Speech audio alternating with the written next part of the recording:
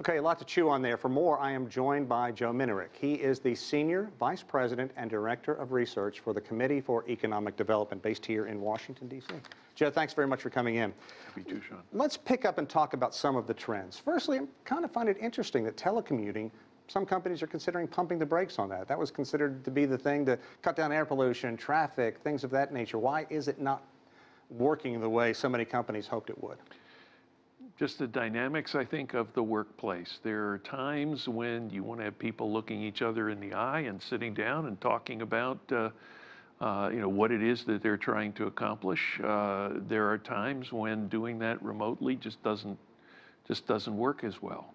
It's a place by place, workplace by workplace decision, really. Interesting. 222,000 jobs this month, better than analysts had expected.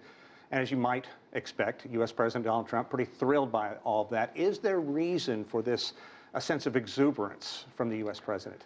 The 222,000 is probably more of a relief than it is a cause for jubilation. You know, turn the clock back 48 hours, people were worried that they were going to have a scary number on the downside. We didn't get a scary number on the downside.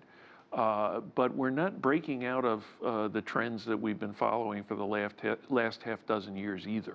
Interesting, because if you look at where these jobs are too, there are people being offered jobs for $10 an hour if you want to get in your car and drive an hour. You can't do that and make money. So still a lot of people looking for full-time jobs and a lot of people not getting the wage they believe they deserve. What is that doing to the U.S. economy? How do we break out of that? Well, we actually have a fundamental problem, which is our workforce is not growing that fast. Then on top of that, at the end of the financial crisis, people withdrew from the workforce. They want jobs that paid according to the way they believed, according to their expectations, their past experience, and we have not had an economy that was ready to deliver that.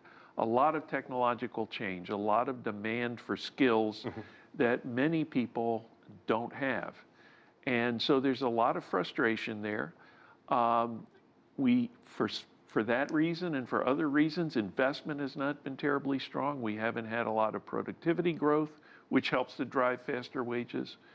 Global competition has been intense, which means that if firms want to stay profitable, they have to hold wages down. Let's take this to the next step then. U.S. President Trump has been pushing fossil fuels, making a comeback, finding jobs. You look at China, other nations, they are developing alternative forms of energy, solar batteries, things of that nature, where the future is going. What does this do to the U.S. economy? Are we getting on thinner and thinner ice if other companies, other nations rather, move forward and we still continue to try to say, let's make America great again? If we are strong in fossil fuels, you know, that's keeping the old line businesses going. We are going to need to be ready to do business in lines that other countries are interested in. We've pulled out of the Paris Accords. Other nations have said they're going to continue to try to meet those goals.